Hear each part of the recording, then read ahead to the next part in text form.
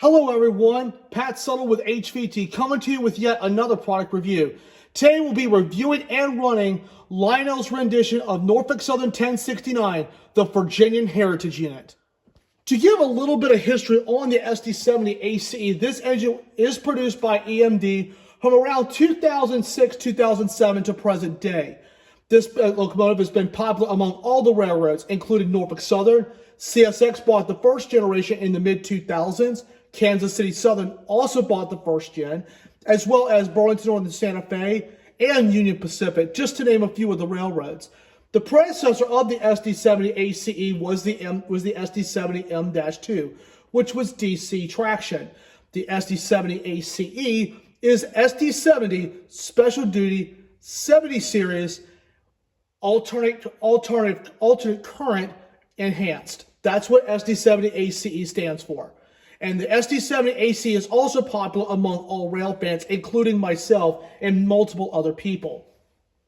So when Norfolk Southern commemorated its 30th anniversary in 2012, they painted 20 heritage locomotives. They held a Heritage Fest down in Spencer, North Carolina at the North Carolina Transportation Museum at that particular time, where that engine was present, as well as 19 other locomotives. They did many railroads: Norfolk and Western, Southern, Virginia, as we see here, Central of Georgia. They recently did Tennessee, Alabama, and Georgia in the recent years.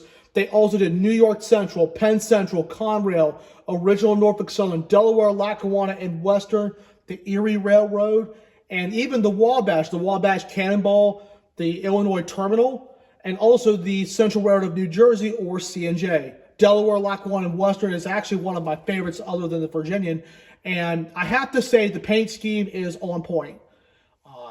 Lionel did a good job with this rendition, and many of the heritage units are seen pulling freight trains all over the Norfolk Southern system, and we are proud to own a model of the Virginia as it once ran through our local area. So just a brief snippet on the VGN Heritage unit, as well as the Heritage Series and the SD70ACE itself. Let's talk about Lionel's rendition of this handsome locomotive.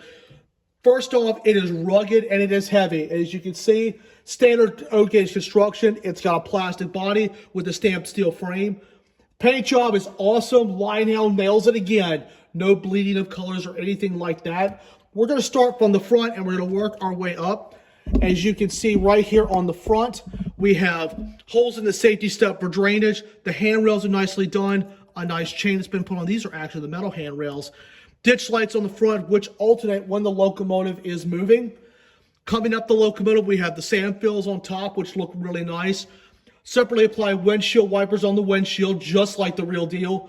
PTC antennas on top, and there are two painted crew figures in the inside of the cab, and they're with a nicely detailed cab. EMD builder's plate. The trucks below are nicely done. Let me zoom in just a little bit. These are all nicely done with some separately applied detailing here, which Lionel has done a good job of that in recent years. We move on down the side of the locomotive where the Virginian logo is. It looks very, very nice. Safety tread all over the locomotive, which is beautiful. And even if you zoom in on the fuel tank, there are a few separately painted items which add a really nice touch. The K5 LLA horn is on top, with some radiator fans off to the left with free spinning fan blades. We go on down the side. You can see the flared radiators look really nice, and there's plaquage all over the locomotive, and even the little door handles on the bottom are molded into the plastic, which look really, really nice. Moving towards the rear of the locomotive, not much going on back here. 1069 stamped on the end of the car body. We have a nice headlight, another safety chain on the back, and the handrails look really nice as well. And even if you look real close enough, the separately applied MU hoses and also the coupler cut bar is also separately applied. As we move up top the locomotive, a little bit of things going on with some separately molded in detailing up here, a few O-rings, the smokestack, which you just simply pour the smoke fluid down the smokestack, the horn, like I said earlier, and these separately applied fan blades, which they do spin if you blow them. As we come back to the front of the locomotive, I did forget to mention that the windows on the cab actually open and close, which is a nice touch. You also have the windscreens on either side of the cab, which look really nice as well. And as you can look down there, at the boxes below, you do see a couple of danger stickers on there too, which look really, really nice. One thing I like about the model railroad companies now is they're going back to the blueprints and looking at how the locomotive was built up to the railroad specifics. And I mentioned this in our previous video of the ET44AC. Lionel has gone back to the blueprints and they have put in road specific details on how the railroads ordered the locomotive from the manufacturer, which I think is fantastic. It adds a lot of creativity to the locomotive, as well as a lot of details for any model railroader. When it comes time to running this locomotive, there's several different ways you can do it. You can use the Lionel Legacy system, which gives you access to all the legacy features. You can also run it through classic TMCC method through your legacy remote. Also, the Lion Chief app on your smartphone, which you can download from the App Store if you're an Apple user, or your App Store for your brand of cell phone. Or you can run this engine conventionally with just a transformer and some track. So the last thing we will do before we start this thing up and take it for a spin is BFOTE, best feature of the engine. I have to say this time go around, similar to the ET44AC, road specific details. I cannot say that enough. The sounds are also great. Even the lighting features are great as well. So it's almost like the ET44AC this go round. Road specific details, the sounds, and also the beautiful detail and paint work that Lionel does on these handsome models. All right, we're sitting here at our test track and we're going to start the engine up. I'm going to let you listen to the horn and the bell, and we will play the crew top figures once we get underway.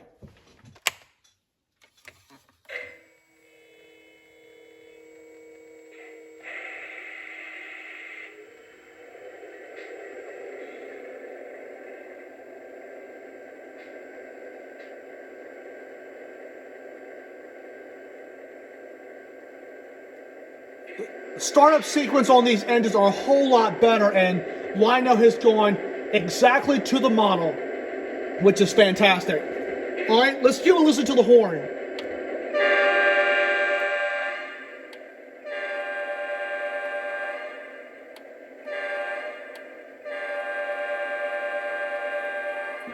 And here's the bell.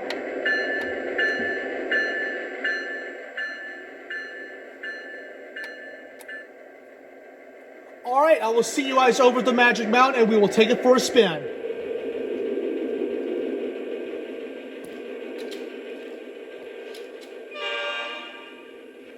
Engine to dispatcher, ready to roll. Can I pull over? Stand by for track orders. Out. Gotta love the better crew talk on these Lionel engines. Engine to dispatcher, ready to roll. Can I pull over? You are clear. Outbound. Out. When you run the engine conventionally, you blow the horn one time and it will activate the crew talk depending on what the engine is doing. And as the engine is moving, the crew talk sequence will play the appropriate sound, which I think is a really nice touch. So anyway, we're going to get this thing underway. Since I'm filming with my phone, I'm going to be running this engine conventionally. So anyway, let's go ahead and move it out.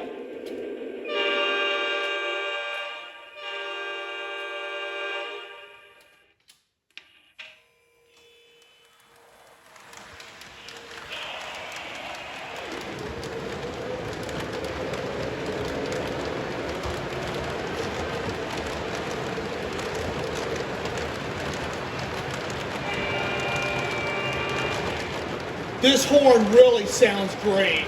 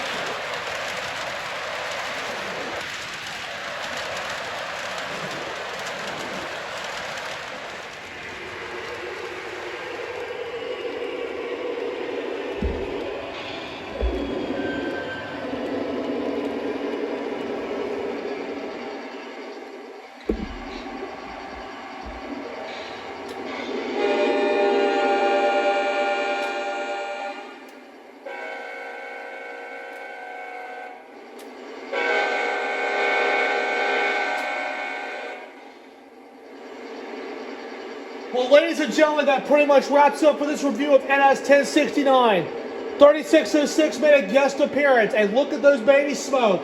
These smoke units are awesome, and they're fan-driven, and it gives a really good smoke effect. So that's another feature I love about these engines.